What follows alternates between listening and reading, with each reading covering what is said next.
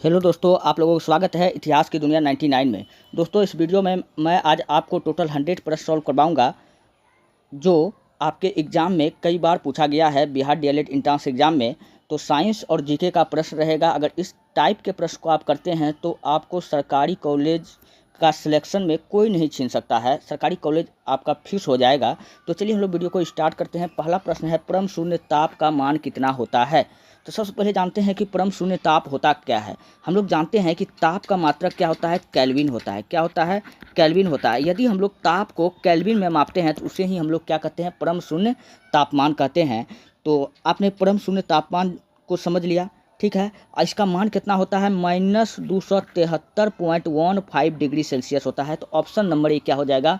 बिल्कुल राइट हो जाएगा। अच्छा, परम शून्य तापमान को ही हम लोग दुनिया का न्यूनतम तापमान कहते हैं। क्वेश्चन पूछेगा कि दुनिया का न्यूनतम तापमान किसको कहते हैं? तो दुनिया का न्यूनतम तापमान भी हम लोग इसी को कहते हैं, परम शून्य तापमान को कहते हैं, ठीक है। और आपसे क्वेश्चन पूछा जाएगा कि पानी का क्वथनांक बताओ। पानी का क्वथनांक अगर आपसे पूछ लिया जाए कि सेल्सियस में कितना होगा तो 100 डिग्री सेल्सियस होगा। केल्विन में पूछेगा तो 373 केल्विन हो जाएगा पानी का क्वथनांक। और फ़ारेनहाइट में पूछेगा तो कितना हो जाएगा? फ़ारेनहाइट में 212 फ़ारेनहाइट हो जाएगा। ये क्या है? पानी का क्वथनांक है। क्या है? क्वथनांक है। अच्छा, उसी प्रकार पानी का द्रव्यनांक बताओ। पानी का द्रव्यनांक जिसको हम लोग हिमांक कहते हैं, तो हम लोग जानते हैं पानी जम जाता है 0 डिग्री सेल्सियस में। सेल्सियस में 0 डिग्री सेल्सियस हो जाएगा। केल्विन में कहेगा तो दोस्तों केल्विन में ये हो जाएगा 273 केल्विन। कितना हो जाएगा? 273 केल्विन पानी का क्या होता है? हिमांक होता है। अच्छा, फ़ारेनहाइट में पूछेगा कितना हो जाएगा? कितना फ़ारेनहाइट पर इसको गर्म करेंगे तो ये 32 फ़ारेनहाइट। कितना हो जाएगा? 32 फ़ारेनहाइट। ये बात आपको याद रखना है। चलिए बढ़ते हैं नेक्स्ट। अगला प्रश्न आपके सामने में है, पूर्ण आंतरिक परावर्तन हेतु निम्न कथनों में से कौन सा कथन सही है? यानी TIR टोटल इंटरनल रिफ्रैक्शन के में कहता है कि कौन सा सही है? तो ऑप्शन को पढ़िए। प्रकाश की किरण सघन माध्यम से विरल माध्यम में जानी चाहिए। दूसरा है, सघन माध्यम में आपतन कोण का मान क्रांतिक कोण से अधिक होना चाहिए। तो इसका 1 और 2 क्या हो जाएगा? दोनों सही है। 1 और 2 दोनों सही होगा, इसलिए इस प्रश्न का ऑप्शन नंबर सी क्या हो जाएगा? बिल्कुल राइट हो जाएगा। अच्छा, अब क्वेश्चन पूछेगा कि पूर्ण आंतरिक परावर्तन के कारण क्या होता है? हीरे का चमकना। क्वेश्चन पूछेगा कि हीरे का चमकना किसका घटना है? तो पूर्ण आंतरिक परावर्तन की घटना है। तो हीरे का चमकना, हीरा क्यों चमकता है? तो बता देना, पूर्ण आंतरिक परावर्तन के कारण ही चमकता है। मृत मरीचिका की घटना पूछेगा किसके कारण दिखता है? तो पूर्ण आंतरिक परावर्तन के कारण दिखता है। राजस्थान में क्या होता है कि जो हिरण होती है वो पानी के तलाश में जाता है, लेकिन वहाँ पानी रहता नहीं है। वही क्या है? मृत मरीचिका होता है। आपने जब रोड साइड पे जब यात्रा करते हैं आप कभी भी, आपको लगता होगा कि रोड पे पानी गिरा हुआ है, लेकिन जब हम लोग गाड़ी से जब वहाँ जब पहुँचते हैं तो लगता है नहीं है कि वहाँ कोई पानी है। तो वही आपका क्या है? मृत मरीचिका है। चटका हुआ कांच का चमकना। चटका हुआ कांच का चमकना क्वेश्चन पूछेगा किसका उदाहरण है?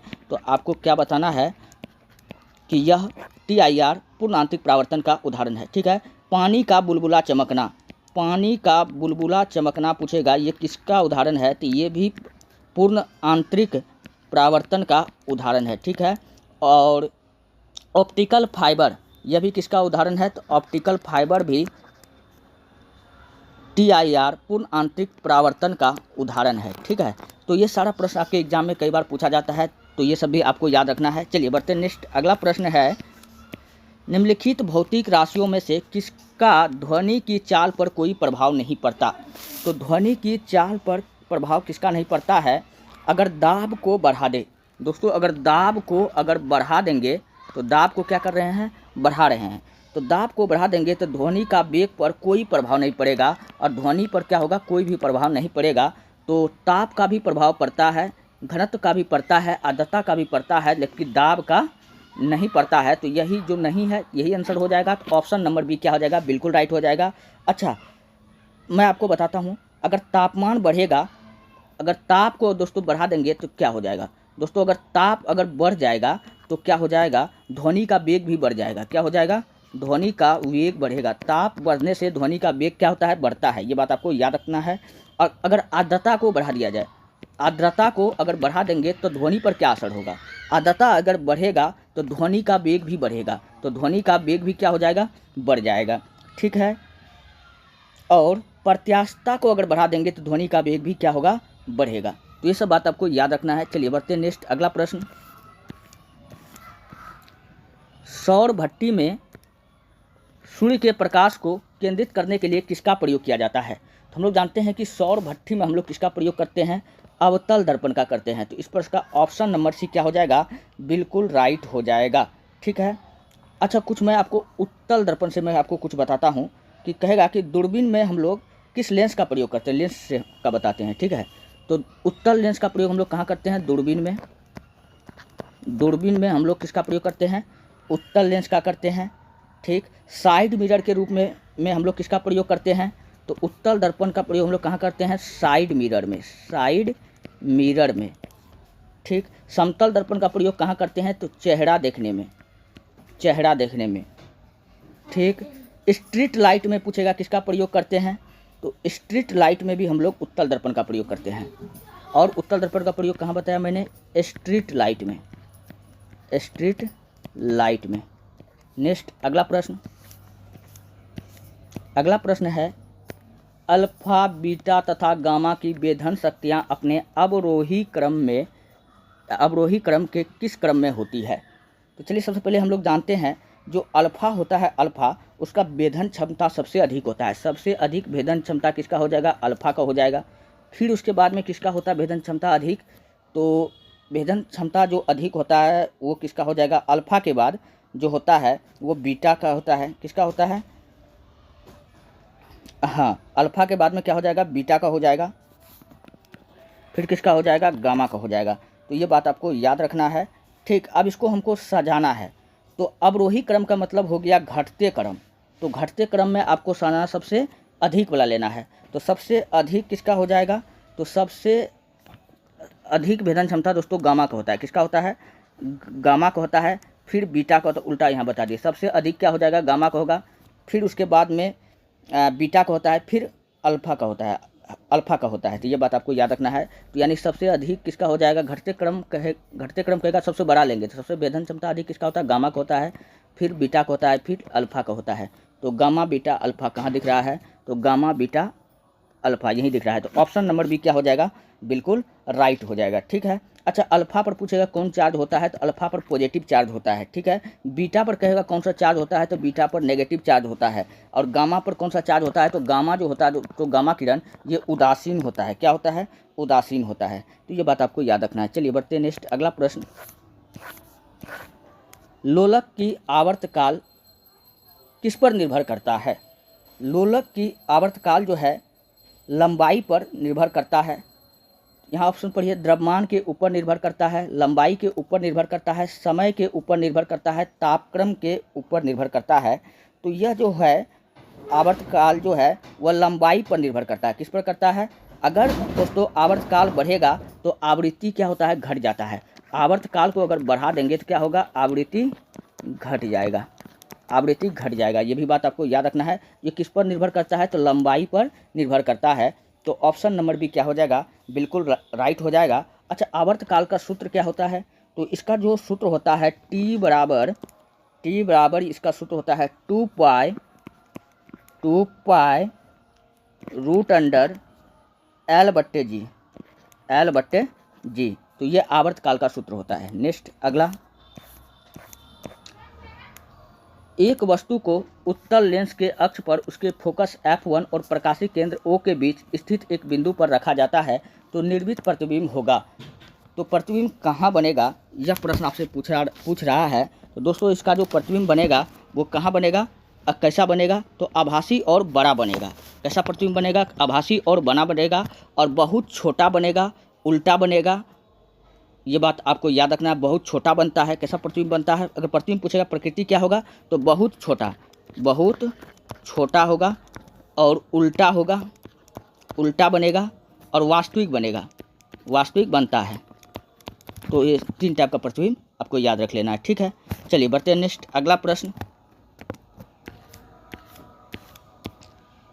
अच्छे अवशोषक अच्छे उत्सर्जक होते हैं, यह कथन निम्नलिखित में से किस नियम से संबंधित है? तो अच्छे अच्छे अवशोषक अच्छे उत्सर्जक होते हैं, यह कथन जो है किरचॉफ के नियम से संबंधित है। तो इस प्रश्न का ऑप्शन नंबर ए क्या हो जाएगा, बिल्कुल राइट हो जाएगा, किरचॉफ का नियम हो जाएगा। ठीक है, अच्छा किरचॉफ का कितना नियम होता है, तो किरचॉफ का टोटल 2 नियम है। कितना नियम है, किरचॉफ का 2 नियम है। ठीक, पहला नियम को हम लोग कहते हैं जंक्शन का नियम। पहला नियम को हम लोग क्या कहते हैं, जंक्शन का नियम, जंक्शन का नियम। और दूसरा नियम को हम लोग कहते हैं बंद लूप का नियम। ये पहला नियम हो गया, दूसरा नियम क्या हो गया, बंद लूप का नियम। क्वेश्चन आपसे पूछा जाएगा कि जंक्शन का जो नियम है वह किस पर आधारित है, तो ऊर्जा संरक्षण के सिद्धांत पर आधारित है, यानी कि ऊर्जा संरक्षण सिद्धांत का पालन करता है। तो यह जो है जंक्शन का नियम किस सिद्धांत पर आधारित है, तो जंक्शन का जो नियम होगा वो आवेश संरक्षण, ये हो जाएगा आवेश संरक्षण के सिद्धांत पर आधारित है। जो बंद लूप का नियम है यह हो जाएगा ऊर्जा संरक्षण के नियम पर आधारित है। किसके नियम पर आधारित है, बंद लूप का नियम ऊर्जा संरक्षण के नियम पर आधारित है। क्वेश्चन कई बार पूछा गया है कि किरचॉफ का बंद लूप का नियम किस पर आधारित है, तो ऊर्जा संरक्षण के सिद्धांत पर आधारित है। इस टाइप का प्रश्न आपसे एग्जाम में पूछेगा। ठीक, अच्छा हुक का नियम आपको मैं बता दूं, हुक का नियम में दोस्तों प्रतिबल समानुपाती होता है आवृत्ति का। हुक का नियम में क्या होता है, प्रतिबल जो होता है, प्रतिबल समानुपाती होता है किसका, आवृत्ति का। ठीक है, तो ये बात आपको याद रखना है। स्टीफन का नियम क्या होता है, किसी गर्म पिंड के द्वारा उत्पन्न होने वाला विकिरण ऊर्जा उसके परम ताप के चतुर्थ घात के समानुपाती होता है। तो स्टीफन का नियम क्या होता है, चतुर्थ घात कहता है। तो ये हो जाएगा ई समानुपाती, आवर्तकाल को टी कहते हैं, को पावर 4 दे देंगे, तो यही इसका सूत्र होता है। स्टीफन का नियम क्या है, यही स्टीफन का नियम है। ठीक, चलिए नेक्स्ट अगला प्रश्न, निम्नलिखित में कौन अपसारी विकास का उदाहरण है। अपसारी विकास का कौन उदाहरण है, दोस्तों अपसारी विकास को हम लोग कहते हैं असमजात। क्या कहते हैं, असमजात का उदाहरण आपको छांटना है। अपसारी को ही हम लोग क्या कहते हैं, असमजात कहते हैं। देखिए तितली और पंछी का पंख दोनों एक जैसा नहीं है, तो यह समजात है। व्हेल और मानव के अग्रपाद की स्थिति, यह भी क्या है, एक जैसा नहीं है। चमगादड़ और पक्षी के पंख, हाँ ये दोनों आपसे मिल जाएगा, तो ये क्या है, असमजात है। तो ऑप्शन नंबर सी क्या होगा, बिल्कुल राइट हो जाएगा। चलिए बढ़ते हैं नेक्स्ट, अगला प्रश्न आपके सामने में है, स्कर्वी रोग किस विटामिन की कमी से होता है। तो स्कर्वी रोग विटामिन सी की कमी से होता है, और विटामिन सी का रासायनिक नाम क्या है, एस्कर्बिक एसिड।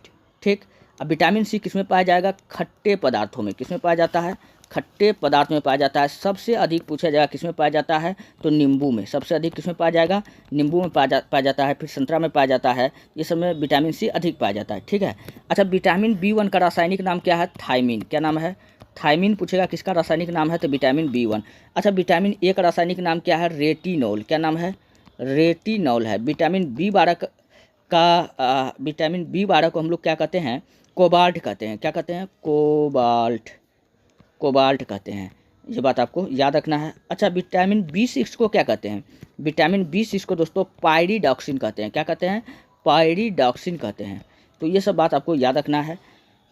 ठीक है, चलिए अच्छा थोड़ा सा और भी बात मैं आपको बताऊँ। चलिए मैं आगे प्रश्न में आपको बता दूंगा, कुछ और चीज़ है जो इम्पोर्टेंट है, वो प्रश्न आएगा ही।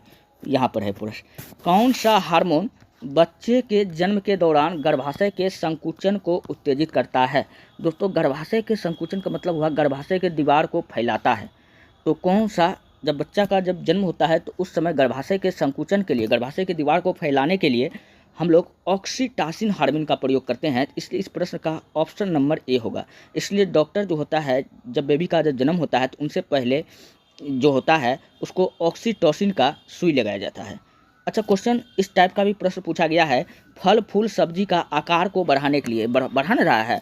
तो आपने देखा होगा कि कद्दू कुछ दिन में इतना छोटा है, कुछ दिन के बाद में देखते हैं जब हम लोग सुई देते हैं तो इतना बड़ा हो गया। तो क्या हो गया, उसके आकार को, फल फूल सब्जी के आकार को बढ़ाने के लिए भी हम लोग किसका प्रयोग करते हैं, तो ऑक्सीटोसिन का प्रयोग करते हैं। ठीक है, अच्छा ये हो गया। प्रोलैक्टिन, दोस्तों प्रोलैक्टिन को हम लोग कौन सा हार्मोन कहते हैं? मिल्क हार्मोन कहते हैं। क्वेश्चन पूछा जाएगा कि मिल्क हार्मोन किसको कहते हैं? प्रोलैक्टिन को कौन सा हार्मोन कहते हैं? मिल्क हार्मोन कहते हैं। प्रोजेस्टेरोन, दोस्तों प्रोजेस्टेरोन गर्भाशय के दीवार को बनाता है। प्रोजेस्टेरोन जो का कार्य क्या होता है? गर्भाशय के दीवार को बनाना। गर्भाशय के दीवार को बनाने का कार्य पूछेगा कौन करता है? तो प्रोजेस्टेरोन हार्मोन करता है, ठीक है। सेमेटोट्रोपिक हार्मोन, और ये क्या करता है? ये दोस्तों इसको हम लोग वृद्धि हार्मोन कहते हैं। किस हार्मोन को हम लोग वृद्धि हार्मोन कहते हैं? तो यही हार्मोन के कारण क्या होता है? लंबा होता है, सेमेटोट्रोपिक हार्मोन। तो वृद्धि हार्मोन हम लोग किसको कहते हैं? तो सेमेटोट्रोपिक हार्मोन को कहते हैं। नेक्स्ट अगला प्रश्न आपके सामने में है, खुरदरी अंतःप्रद्रव जालिका का कार्य क्या होता है? दोस्तों खुरदरी अंतःप्रद्रव जालिका का कार्य होता है, अंतःप्रद्रव जालिका दो प्रकार का होता है, ठीक है। एक होता है चिकनी अंतःप्रद्रव जालिका, एक क्या होता है? चिकनी अंतःप्रद्रव जालिका। दूसरा होता है खुरदरी अंतःप्रद्रव जालिका, ठीक है। तो जो चिकनी होती है उसमें वसा का निर्माण होता है। किसका निर्माण होता है? वसा का निर्माण, यानी फैट का निर्माण पूछेगा कहाँ होता है? तो चिकना, यानी तेल। तेल क्या हो जाएगा? चिकना ना होगा। तो वसा का निर्माण कहाँ होता है? चिकना में। लेकिन हमसे क्वेश्चन क्या पूछा है कि खुरदरी अंतःप्रद्रव जालिका, तो खुरदरी में जो होता है दोस्तों प्रोटीन का निर्माण होता है। किसका निर्माण होता है? प्रोटीन का निर्माण होता है, प्रोटीन का निर्माण होता है। तो ऑप्शन देखिए कहाँ लिखा हुआ है? प्रोटीन। तो ऑप्शन नंबर बी में लिखा हुआ है प्रोटीन संश्लेषण। तो ऑप्शन नंबर बी क्या होगा इस प्रश्न का? बिल्कुल राइट हो जाएगा। यहाँ तक समझ में आ चुका है। तो हम लोग बढ़ते हैं नेक्स्ट अगला प्रश्न। सूची 1 को सूची 2 से आपको मिलाना है, ठीक है। नी कैप, नी कैप यहाँ पर हड्डी है, और कहाँ की हड्डी को किस नाम से जाना जाता है? तो ये लिखा है। तो नी कैप पटेला, क्या हो जाएगा? पटेला हो जाएगा। कॉलर बोन के हड्डी को हम लोग क्या कहते हैं? दोस्तों कॉलर बोन के हड्डी को हम लोग कहते हैं क्लेविकल। क्या कहते हैं? क्लेविकल कहते हैं। तो क्लेविकल कहाँ आपका है? क्लेविकल ऑप्शन नंबर डी में है। तो क्लेविकल क्या हो जाएगा? यहाँ हो जाएगा। अच्छा, इसी क्लेविकल को ही हम लोग ब्यूटी बोन भी कहते हैं। इसको हम लोग क्या कहते हैं? Beauty bone. कहेगा किस बोन को हम लोग ब्यूटी बोन कहते हैं? तो ब्यूटी बोन हम लोग इसी को कहते हैं, ठीक है। कंधे की हड्डी को हम लोग क्या कहते हैं? दोस्तों कंधे की हड्डी को हम लोग स्कैपुला, ये स्कैपुला का ही दूसरा नाम क्या है? अंश मेखला या अंश मेखला। तो ये इसमें हो गया। अब बच क्या गया? ब्रेस्ट बोन, इसको हम लोग स्टर्नम कहते हैं। तो इस प्रकार मैंने आपको मिलाया, यानी क्या हो जाएगा? ए का डी, देखिए इस प्रकार से आप मिला लीजिए। ए का डी कहाँ है? ए का डी, ए बी सी, नहीं, हाँ नी कैप। ए का सी, ए का सी पटेला ने मिलाए थे। तो ए का सी कहाँ दिख रहा है? ए का सी आप लोग खोजिए। ए का सी यहाँ भी ऑप्शन में है, यहाँ भी ऑप्शन में है। तो हम लोग और आगे बढ़ते हैं, यानी कि ये वाला ऑप्शन और ये वाला ऑप्शन आपका बिल्कुल गलत होगा। तो यही दोनों में हम लोग चेक करते हैं। और किसका कहता है? Collar bone. अब कॉलर बोन को हम लोग क्या कहते हैं? कॉलर बोन को हम लोग तो कॉलर बोन को हम लोग क्या कहते हैं? कॉलर बोन को हम लोग कहते हैं क्लेविकल। तो क्लेविकल देखिए कॉलर बोन कहाँ हो जाएगा? कॉलर बोन को क्लेविकल कहते हैं, यहाँ क्लेविकल हो जाएगा कॉलर बोन को। तो ये इधर मिलेगा। तो यानी 2 का डी, 2 का डी। तो 2 का डी देखिए कहाँ मिल रहा है? 2 का डी यहाँ है, और यहाँ भी है, यहाँ भी है, यहाँ भी है। अच्छा, इसका ऑप्शन नंबर भी है, आप लोग मिला लीजिएगा, ठीक है, राइट है। नेक्स्ट अगला प्रश्न आपके सामने में है, केंद्रक यूकैरियोटिक कोशिका में पाए जाने वाला प्रमुख कोशिकांग है जो कोशिकाओं में वयस्क अवस्था में केंद्रक नहीं पाया जाता है। निम्न में ऐसी कोशिका कौन है जिसमें केंद्रक नहीं पाया जाता है? तो आरबीसी में नहीं पाया जाता है। तो ऑप्शन नंबर ए क्या हो जाएगा? बिल्कुल राइट हो जाएगा। और आरबीसी का जो निर्माण होता है कहाँ होता है? तो अस्थि मज्जा में होता है। कहाँ होता है? अस्थि मज्जा में आरबीसी का निर्माण होता है। और इसका जीवन काल टोटल 120 दिन होता है। कितना होता है? 120 दिन होता है, ठीक है। नेक्स्ट अगला प्रश्न है, प्लवमान जीन जिम्पिंग जीन के सिद्धांत का प्रतिपादन किसने किया था?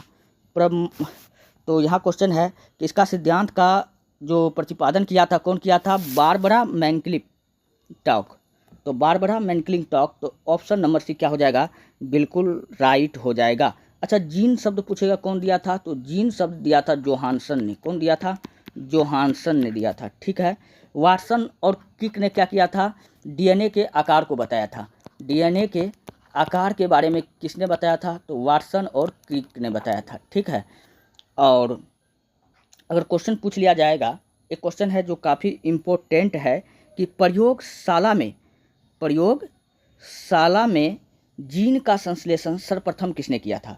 तो जीन का संश्लेषण पूछेगा कि प्रयोगशाला में किसने किया था? तो प्रयोगशाला में किया था हरगोविंद खुराना। कौन किया था? हरगोविंद खुराना। और इसके लिए इसको हरगोविंद खुराना को क्या मिला था?